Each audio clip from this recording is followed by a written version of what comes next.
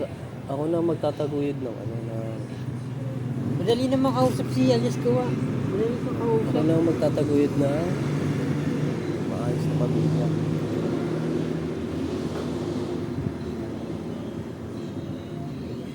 Kahit ako lang mag-isa, hindi, i-update ko sa magiging anak ko na ano. O, yung naging tatay mo, hindi ka tulad ng lolo mo.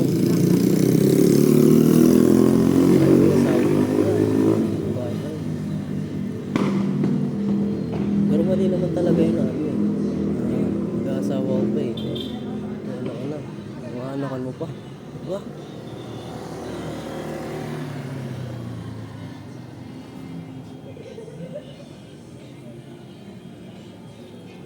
Kaya na Ate Iris, walang imposible talaga eh.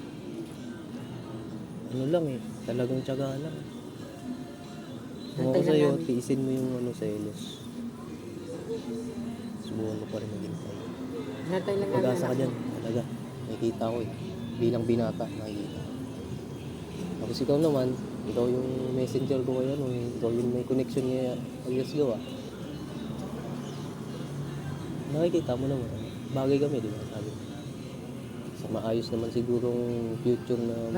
Hindi, alam mo, si Alias Gawa, madali siyang kausap, madaling lapitan, madaling kang hindi kagaya ni Marian. Alam si Marian? Sino yun? Fluffy face. Fluffy face. Marian pangalan yun. Mahirap lapitan yun. Sino pa yung sa ating mga logistic? Sino pa yung mukhang fluffy face na TL? Babae? Sino naiisipan mo sa Babae? lalaki? Sa TL natin, sino yung mukhang fluffy face?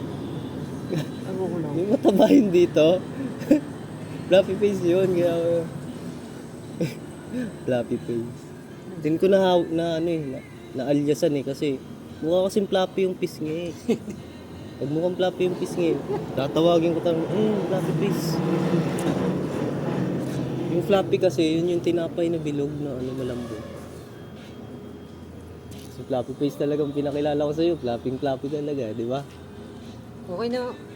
Okay naman siya, kaso nga lang yung ugali, titisin mo ugali mo. Oo nga eh, si Bakla Masungit. nga, napatayo, di ba? Si Bakla, Masungit yun eh. napatayo yung babae natin eh. Binabae natin, napatayo eh. Di umubra yung pagkalalaki eh. yung pagkalalaki, umalis sa kaluluwa ni Bakla eh. Natakot siya sa titi.